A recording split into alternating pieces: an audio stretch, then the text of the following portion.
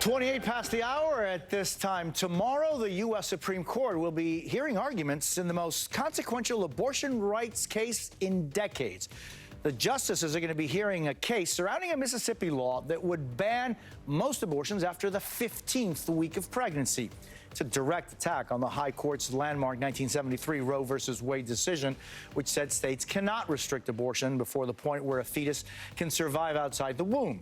And a 1992 case where the court ruled states could enact limited restrictions as long as they did not impose an undue burden on a woman's right to an abortion. With me now from San Francisco is NBC News correspondent Jake Ward. Jake, good morning. You have been looking at a new study on what happens to women who receive or are denied an abortion. What did that study find? Well, Jose, the reason we are looking at this is that tomorrow in the Supreme Court, we're likely to hear all sorts of arguments, and they'll probably be on moral, religious, even political grounds.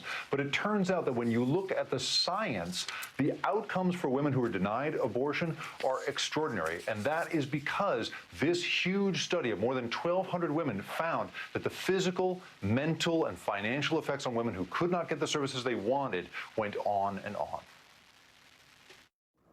Brittany Mostiller spent her teen years here on the south side of Chicago, living with her mother and raising two baby daughters. I learned a lot here, and I became a mother here. Had no clue what I was doing. But once she became pregnant with her third, she knew it would be too much. I called around to a few abortion clinics to terminate the pregnancy, and the prices I was quoted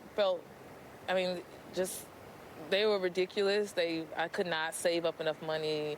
If I tried, I was essentially, forced to carry that pregnancy to term, even though I didn't want to. She says her fears came true. Being pushed further into poverty was definitely one of those fears, and it definitely happened. Our lights were off at some point, living on my own, because I needed to redistribute money within the household to make sure at least the rent is paid so we're not evicted. Mostiller's story is far from unique. In a first-of-its-kind 10-year study of more than 1,000 American women, Diana Green Foster of the University of California, San Francisco, saw this path repeated again and again. We find that women who are denied abortions are more likely to be poor. People say it's not the right time, and we find that they're unable to achieve other life aspirations when they're denied an abortion. The study found that women who were denied an abortion saw a four-fold increase in the odds that their household fell below the federal poverty line. They were more likely to get lower credit scores, more likely to report elevated levels of stress and anxiety, and less likely to graduate with advanced degrees. About 10 years ago, Mostiller became pregnant again. She found grant money and got the abortion she wanted. I didn't feel like I was going to be pushed further into poverty, and changed a lot for us. And all of that put her in a position to decide at age 28 that she was ready for another child. Today, Mostiller is an advocate for reproductive rights. And I felt ready in different ways, and it shows because she's wise beyond, she's something else. She's something else. I bought my first home recently. I can see it clear now, how much things have changed. I feel like that accessing the care I needed and getting the abortion I needed set up everything.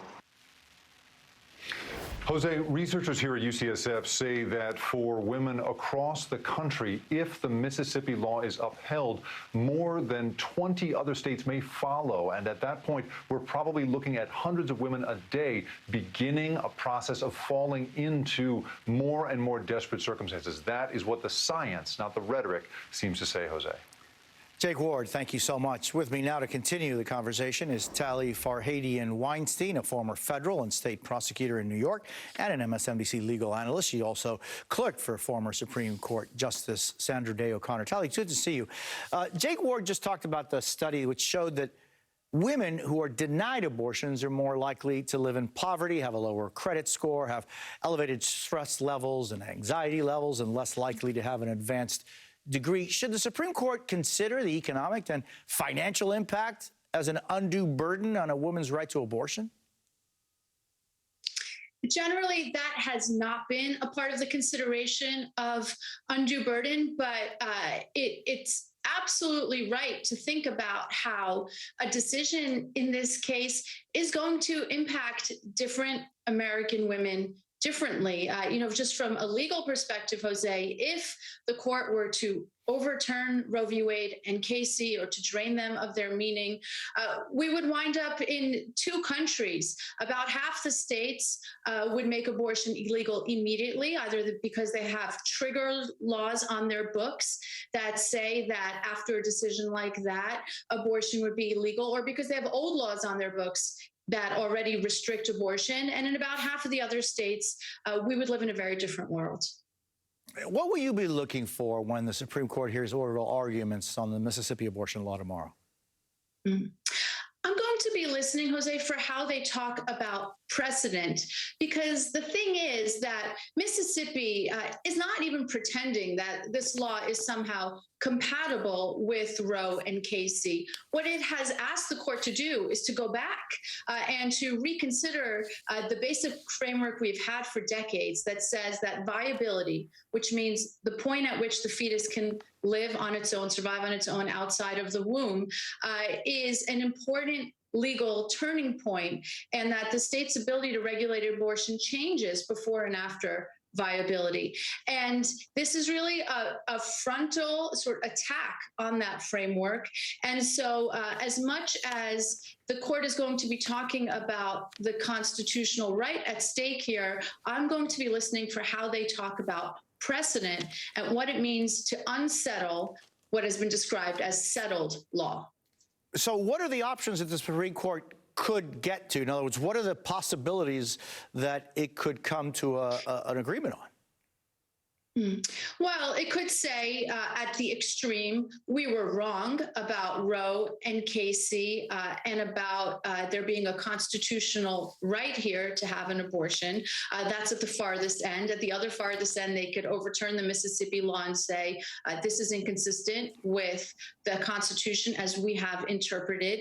And then in the middle, there are a bunch of different things that they could say, including that we know the science is different now, and it doesn't really make sense to focus on viability. That has been one of Mississippi's arguments to sort of get at it and to narrow Roe and Casey and the window for having an abortion that way. Talia Farhadian Weinstein, thank you so much for being with me. I appreciate it. Thank you. And tomorrow, the Supreme Court arguments begin at 10 a.m. Eastern, 7 a.m. Pacific. We're going to have live special coverage starting at 9:45 Eastern, 6:45 Pacific. I'll be joined by a panel of legal experts as we listen inside the courtroom. It's going to be fascinating.